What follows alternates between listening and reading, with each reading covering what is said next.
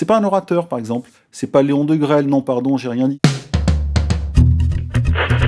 Attention, qui que vous soyez, attention, cette fréquence est exclusivement réservée aux urgences. Sans blague! Et vous croyez que j'appelle pour commander une pizza? Mais vous savez que vous commencez à m'énerver avec vos questions. Bah oui, mais... Est-ce que je vous en pose des questions, ouais? Mais quelle semaine surréaliste pour Emmanuel Macron. En l'espace de 8 jours, le président mondialiste de la République française nous a offert un condensé symptomatique de sa réalité profonde.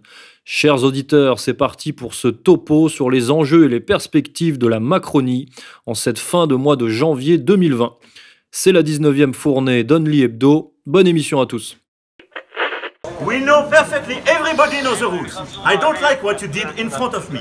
Go outside, please. I'm sorry, but we know the rules. Nobody has to provoke, nobody, okay? We keep calm. We had a wonderful work. You did a great job in the city, I do appreciate, guys. Please respect the rules as they are for centuries. They will not change with me, I can tell you, okay? So everybody respects the rules. Please. En à peine une semaine, Emmanuel Macron a été exfiltré d'un théâtre parisien par une compagnie de CRS. Raquel Garrido et la France Insoumise ont plus ou moins appelé à sa décapitation. Les manifestations contre le système des retraites se durcissent. Plus de 2 ans après son élection, il met enfin le pied en Israël. Bref, grosse pression sur les épaules de Jupiter Ier, qu'on décrit parfois comme totalement au bout du rouleau, isolé, esseulé, à 2 doigts du break, comme dirait Jean Rochefort. Mais dans le même temps, on pourrait dire que la République en marche ne s'en sort pas si mal. Elle ne lâche rien sur les retraites, elle temporise sur la PMA pour toutes, elle manipule outrageusement la démocratie en refusant une visibilité nationale à la plupart des communes françaises lors des prochaines élections municipales. Et les déclarations et les frasques du président Macron en Israël peuvent paraître assez finement calculées. Alors, monsieur Corias, Emmanuel Macron joue-t-il un jeu extrêmement dangereux? Est-il dans une fuite en avant qui le mènera à sa perte? Fait-il absolument n'importe quoi? Dites-nous, monsieur Corias, les Français veulent savoir. Moi, je pense qu'il y a les deux. Je pense que Macron, il y a une partie des choses qu'il fait sont des conneries, et une autre partie sont des choses calculées. Mais tout ne fonctionne pas vraiment. Il est beaucoup plus à l'aise devant, je pense, des colonnes de chiffres quand il était chez Rothschild ou quand il était au ministère des Finances ou de l'économie et de l'industrie et du numérique. Bref, que face à des gens en chair et en os. C'est un techno. C'est le jeune Juan Branco qui le rappelait que ce type est un techno qui a été hissé par la paire Mink-Attali, qui l'ont repéré. Comme dirait l'autre, j'ai lu ça parce que j'ai relu avec gourmandise le dossier de faits et documents sur Macron. Alain Minc, comme il dit, fait les sorties des grandes écoles. C'est-à-dire qu'il va repérer les jeunes, non pas dans un but pédophilique, mais dans un but de les utiliser pour les présenter aux oligarques, aux technos et aux politiques, qui sont 3 choses bien différentes. Ce jeune Macron est donc un techno qui a été repéré en 2012, même bien avant, mais en tous les cas, il a été hissé à ce moment-là dans le monde ou la technosphère, là où justement on rentre dans les ministères si on est présenté aux politiques et qu'on peut servir certaines ambitions politiques. Ça a été le cas du duo donc Macron-Hollande. Et ce jeune Macron était celui que tout le monde voulait avoir avec lui. Il a d'ailleurs même tapé aux portes de l'UMP, mais je crois que c'est Fillon à l'époque qui n'a pas répondu. Ça lui a pas porté bonheur. Donc il est arrivé au Parti Socialiste, un peu parce que c'est là où il pouvait rentrer comme dans du beurre, et il a fait son chemin, on le sait, il a été élu, etc., grâce entre autres au big data, et puis au fait que Marine Le Pen n'a pas été forcément au niveau, mais elle ne pouvait pas non plus faire des miracles. Alors, en arrivant à 33%, c'était déjà pas mal. Donc ce Macron, en réalité, c'est un techno, c'est un banquier brillant. Il a travaillé sur le gros deal fusion-acquisition chez Nestlé, enfin pour Nestlé, un deal à 9 milliards d'euros qui, lui, l'a rendu riche, puisqu'il a gratté quelques bouts de pourcents là-dessus. Un banquier d'affaires, c'est ça, il gagne sur ses deals. Et donc, il n'a plus d'angoisse de l'avenir, et il peut se livrer, et c'est à partir de ce moment-là qu'il s'est livré à la politique. Et le problème, c'est que c'est pas quelqu'un qui est passé vraiment par un parti, même pas du tout. Il n'a pas fait comme Hollande ses classes au PS, parce qu'Hollande, c'est un vrai politique malgré tout, où on apprend les jeux de force, on apprend les coups de pute, on apprend comme par exemple au PS, on apprend les courants, on apprend les espèces de sessions où, au bout de la nuit, on arrive à faire de prendre des décisions qui satisfont tout le monde plus ou moins. On met en minorité quelqu'un, on pousse un autre, etc. Ça, c'est le jeu politique. Macron n'a pas tout ça. C'est un techno, donc il résonne en techno. Et dans la politique, ça montre ses limites. Et moi, je me suis intéressé en fait à tous les conflits auxquels il a été opposé, ou plutôt auxquels il a été confronté depuis 2 ans et demi, hein, comme vous l'avez dit, depuis son élection du 7 mai 2017. Et en réalité, il n'arrive pas à résoudre les conflits, il n'arrive pas à s'élever au-dessus, un peu comme dirait Lucien Cerise, de la base du triangle. On sait qu'on sort d'un conflit par la troisième voie, c'est-à-dire par le haut, en sortant de l'opposition entre deux forces en présence, hein, deux jeux de force. Eh bien, Macron, lui, n'arrive pas à s'élever au-delà des oppositions dans la base du triangle, que ce soit par exemple les gilets jaunes contre une réforme, que ce soit les sionistes qui s'en prennent à lui et les antisionistes qui le poussent de l'autre côté, comme dans l'affaire Sarah Halimi, ou par exemple en Israël, etc. À chaque fois, il se prend les deux côtés dans la gueule. C'est-à-dire qu'il n'arrive pas à s'élever, il n'a pas de vision politique. Et là, on peut dire, puisque je reprends votre lancement, on peut dire qu'il ne fait pas exprès de faire des conneries. C'est qu'il n'a pas la capacité politique, la vision, la puissance de la vision, par exemple, d'un De Gaulle, hein, on en pense qu'on veut, ou même d'un Mitterrand, ou leur côté très florentin, pour s'élever, maîtriser le triangle et arriver à s'en sortir politiquement. À chaque fois, il laisse des plumes.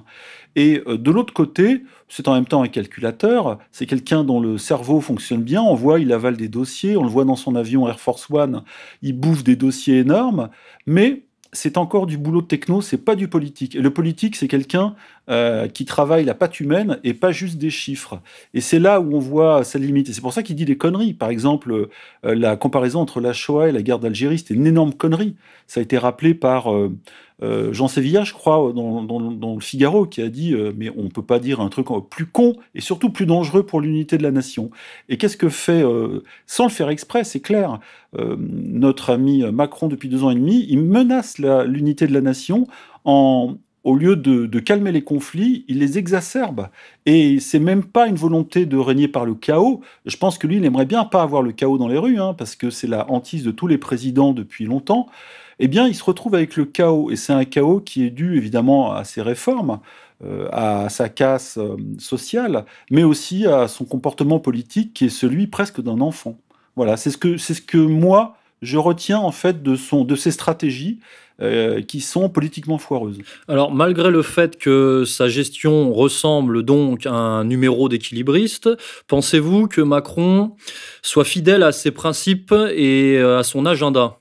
Ces principes, il n'en a pas. En réalité, c'est quelqu'un qui aurait pu entrer à l'UMP comme au PS, donc parti de l'alternance, en tout cas sûrement pas au FN ou au RN, ni à la France Insoumise, bien que au départ, ce soit un chevènementiste. Hein. Au début des années 2000, il est proche des idées de chevènement, comme souvent. Après, il s'embourgeoise, il se déradicalise, et il arrive à flotter dans un espace gris entre ni droite ni gauche, ni bas ni haut, mais en réalité, c'est quelqu'un qui vient des élites, qui a été choisi par les élites, formé aussi par les élites, hein, l'école d'Alain Minc, un petit peu de Jacques Attali, même si lui se vante souvent d'être le conseiller de tous les princes du monde.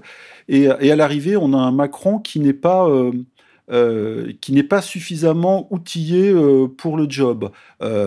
Quand on le compare à Poutine ou à Trump, il n'y a pas la même puissance, la même vision, etc.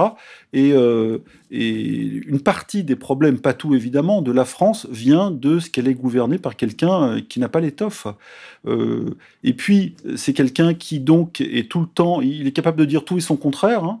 Il est dans une duplicité que les gens rappellent, même si l'homme politique aujourd'hui, en régime démocratique, est obligé de dire presque tout et son contraire, parce qu'il ne doit pas cliver, c'est-à-dire c'est le président de tous les Français, donc c'est en gros un coup à gauche, un coup à droite, un coup pour la gauche, un coup pour la droite. Il a fait pareil en Israël, en disant « Ah bah oui, il a été à Yad Vashem », et puis en même temps, il a dit qu'il fallait peut-être refaire le procès de l'assassin de Sarah Halimi, et puis de l'autre côté, il a fait son petit moment d'esbrouf dans la vieille ville, ou en tous les cas dans la partie palestinienne de la ville, devant l'église Sainte-Anne, où il a fait son Chirac, bref, voilà, un petit coup d'antisionisme pour tout le monde. Mais tout ça, à l'arrivée, fait qu'il est illisible, et je ne vois pas de stratégie dedans. La stratégie, c'est au jour le jour, il rame, il met un coup de rame à gauche, un coup de rame à droite, on met ce qu'on veut dans la gauche et la droite, mais il avance pas beaucoup, et la seule raison, à mon avis, pour laquelle il soit encore là, ou en tous les cas pas battable, c'est qu'en face, il n'y a pas grand monde. Alors, on va y revenir, mais finalement, ce que vous nous décrivez est extrêmement cohérent, puisque c'est le président néolibéral par excellence. Donc, finalement, on le décrit, l'opposition le décrit souvent comme un roi. Oui, c'est le roi de la com et du court terme. C'est le roi de la com et du court terme, mais quand même, sociologiquement, derrière lui, il a la bourgeoisie française, il a les cadres moyens, il a certains retraités, avant qu'il les retourne contre lui avec sa réforme des retraites, et puis surtout ses petites ponctions en douce fiscales.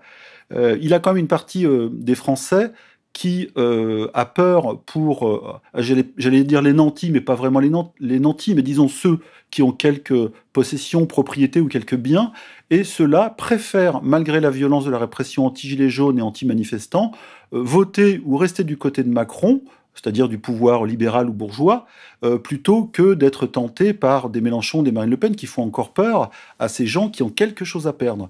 En revanche, aujourd'hui, en France, il y a de plus en plus de gens qui n'ont pas grand-chose ou peu de choses, voire pas du tout, ou rien à perdre, et ceux-là, on les retrouve dans la rue, on les retrouve super remontés sur les réseaux sociaux, et Macron, ceux-là, il les a perdus à jamais. Alors il lui reste quand même, c'est vrai, une France bourgeoise qui ferme les yeux sur le sang qui coule dans les rues, parce que c'est vraiment ça, hein, c'est pas juste une expression à la Zola, et lui bénéficie encore de la peur du bourgeois, la peur du dominant, je dirais, social, celui qui ne souffre pas de la crise ou de la mondialisation.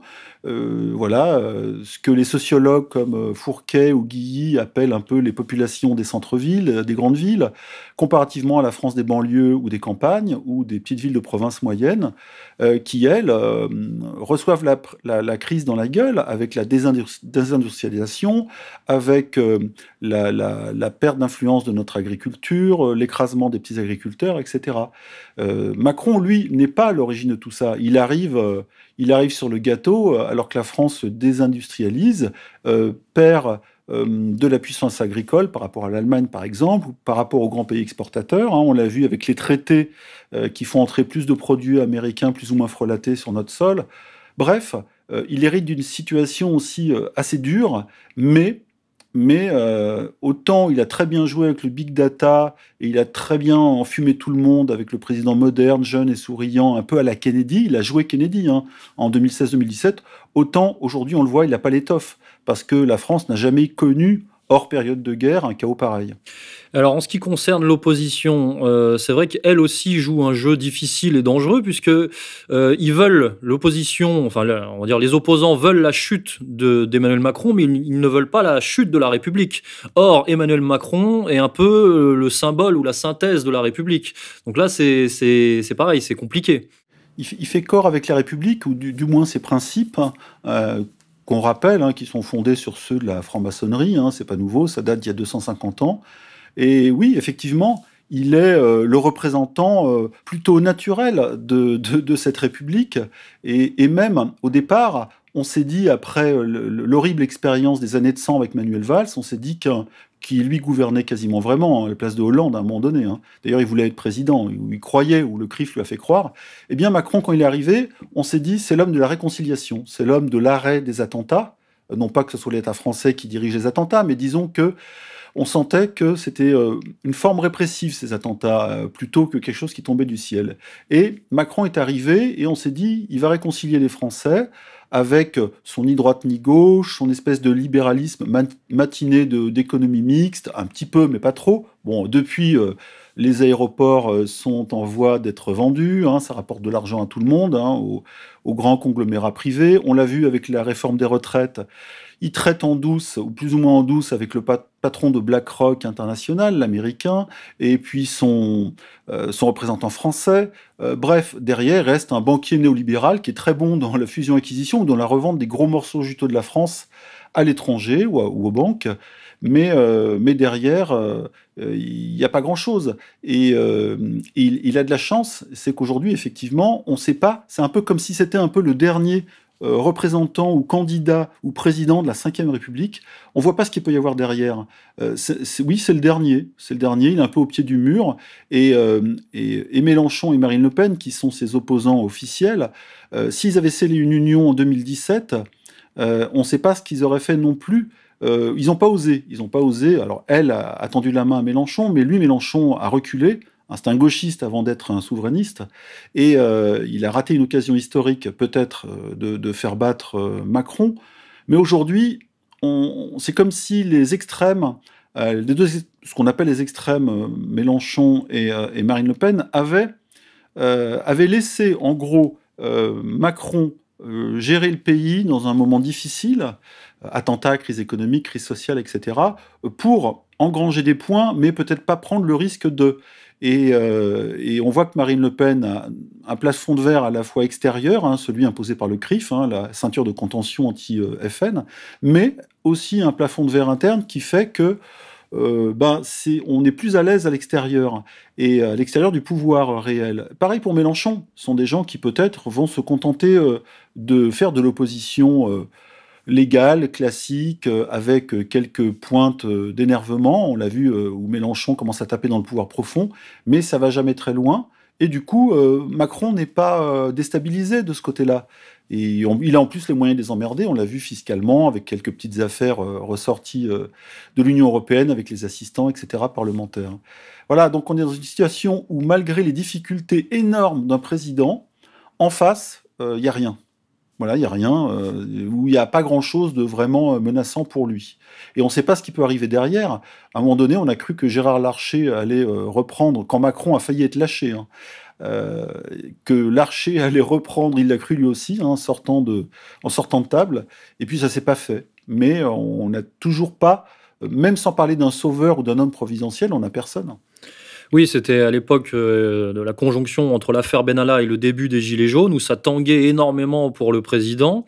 Mais depuis, on a remarqué que ce qu'on appelle l'état profond s'est effectivement recentré et a resanctuarisé autour du président, de la présidence et de la République macronienne. D'ailleurs, à cet égard, on a eu un petit marqueur de plus cette semaine, avec un petit texte, une petite déclaration de BHL qui soutient encore le président. Oui, parce que derrière, ils n'ont personne. À un moment donné, ils ont voulu...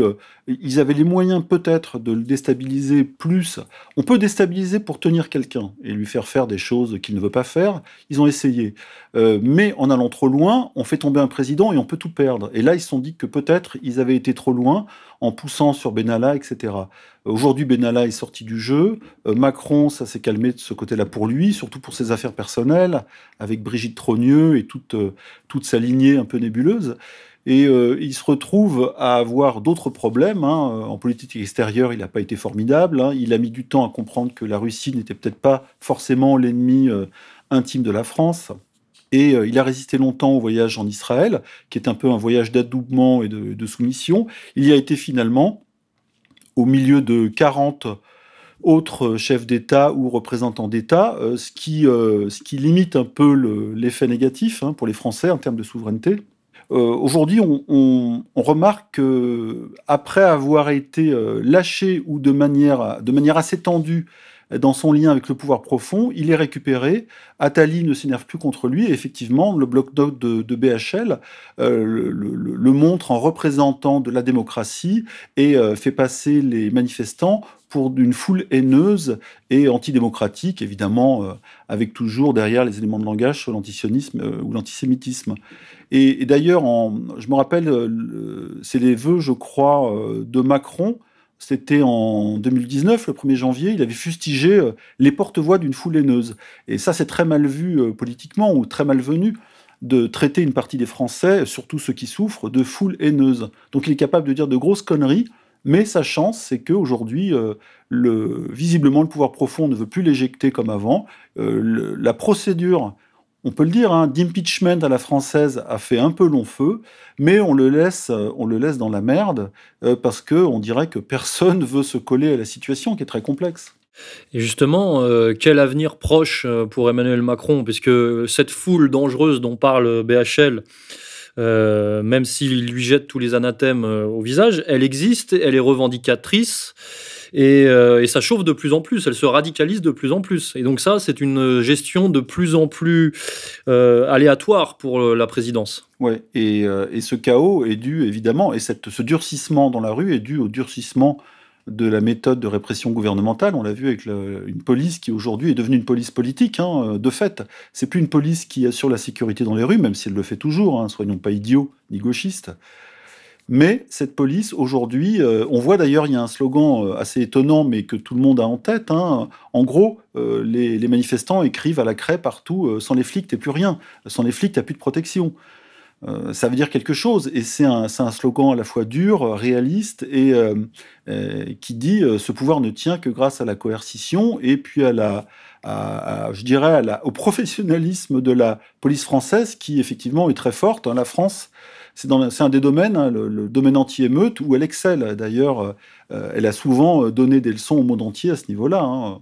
Qu'on se rappelle la prise d'otage à la Mecque en 79, quand je crois les gendarmes hein, sont venus aider le pouvoir saoudien. Donc on sait travailler au niveau anti-émeute, mais ça ne fait pas une politique, ça ne fait pas une vision, et on peut penser aujourd'hui, à mi-chemin du quinquennat, que Macron va souffrir jusqu'au bout, s'il arrive au bout.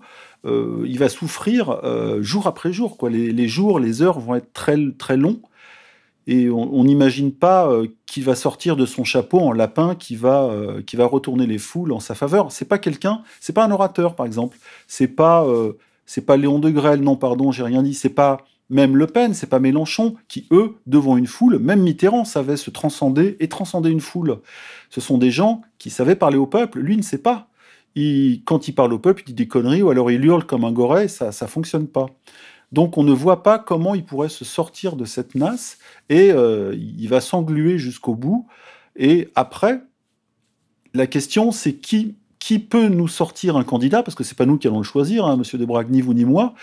Quel candidat le système va choisir pour essayer de continuer, de prolonger cette 5e République mourante, hein, ou même République mourante, hein, peut-être, face à la montée d'une contestation sociale qui n'est plus juste de la manif Bastille-Nation comme avant, avec un service d'ordre CGT, des slogans bon enfant, des merguez et puis des porte-voix. Non, là, on est en train d'assister à une radicalisation et quelque chose de l'ordre de l'émeute organisée.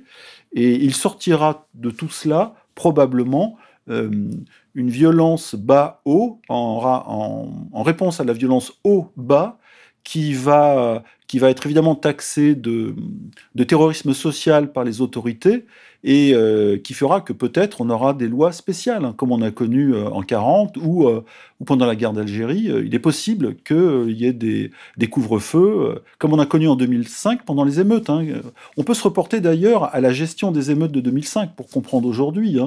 Le pouvoir à l'époque a instrumentalisé les banlieues, et pour faire remplir son escarcelle de voix, c'est Sarkozy qui a fait ça, avec ses ingénieurs sociaux, et parfois même des agents, on l'imagine, sur le terrain provocateurs. À l'arrivée, il a gagné en 2007 l'élection, il a agité la France, il a menacé l'unité de la France, et c'est Chirac qui est venu siffler la fin de la récré en disant... dans son discours, fin 2005, bon, maintenant ça suffit, la France doit rester unie.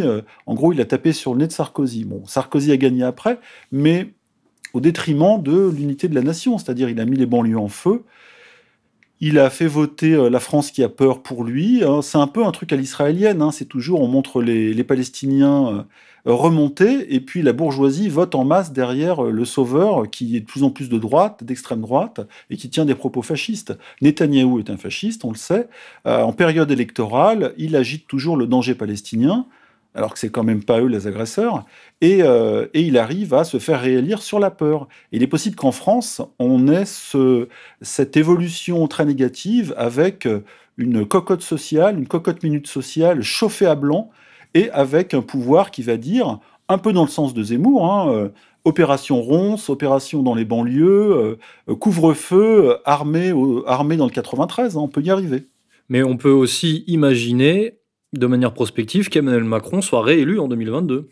Oui, ça serait logique si lui laisse ce bras armé justement du pouvoir profond gérer une crise qu'il a quasiment produite, crise des banlieues ou crise sociale, crise des banlieues par la domination sioniste, on le sait, et crise sociale par la domination libérale.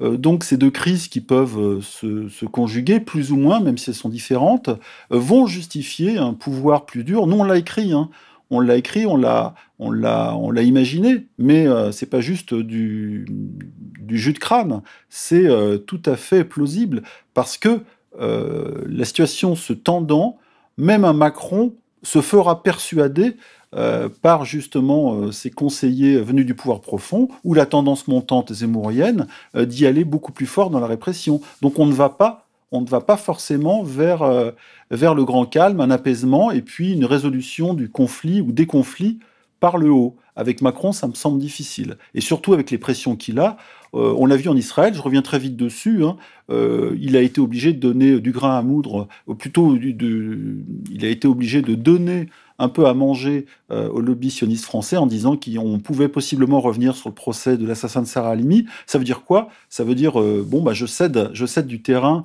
au lobby sioniste en France qui me met la pression pour me débarrasser de cette pression. Voilà, je cède un peu.